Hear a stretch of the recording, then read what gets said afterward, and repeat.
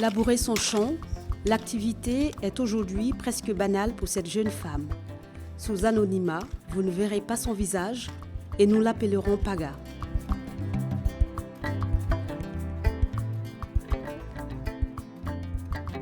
Rien ne prédestinait Paga à une vie à la campagne, entre travaux champêtres et tâches ménagères.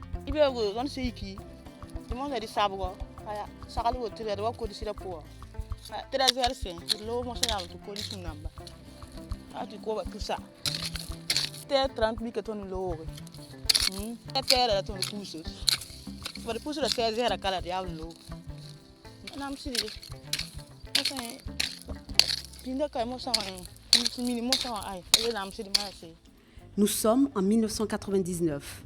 Paga entame à peine l'adolescence quand elle et sa grande sœur se rendent pour la première fois au Burkina Faso, dans la ville de Waïgouya.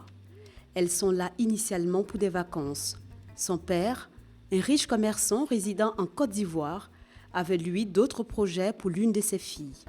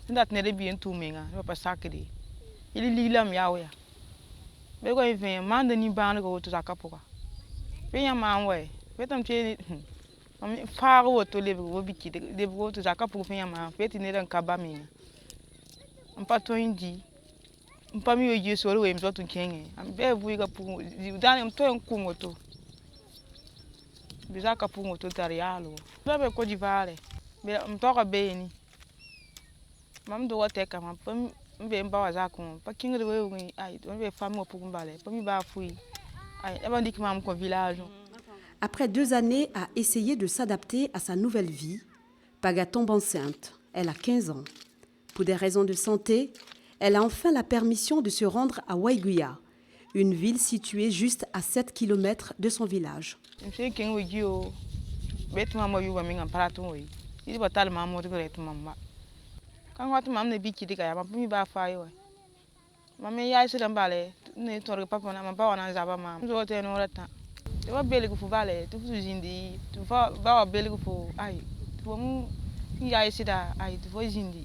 Trois ans après avoir mis au monde son premier fils, Paga est de nouveau enceinte. Elle a 18 ans, cette fois l'âge de la majorité. Après son accouchement et sa 3e tentative de fuite, son mari, un homme que la jeune femme décrit comme quelqu'un de calme, l'autorise à se rendre en Côte d'Ivoire pour voir sa famille.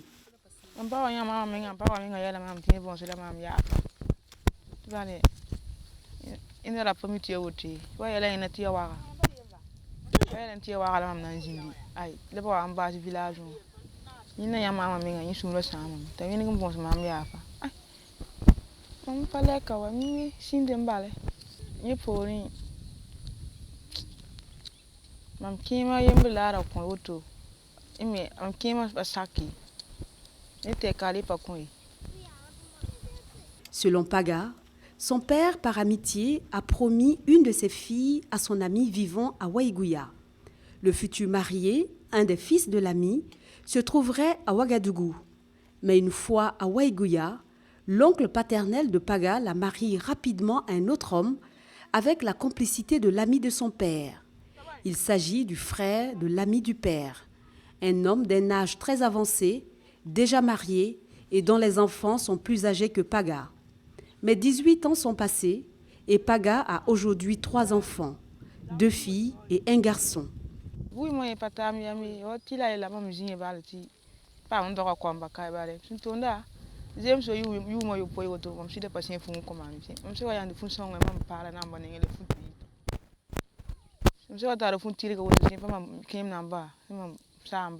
Song mam tom pam. Om sen dat ligi do to mal gele pam bon sum kem na mba to song mam. Mom fi do ko bi simi ngam patin pam mi bale. E pisina se pisi obe. E fo mi woto bale. Mom si en gete da mi na ma lokum kwamba kai. Nanande pa nanade.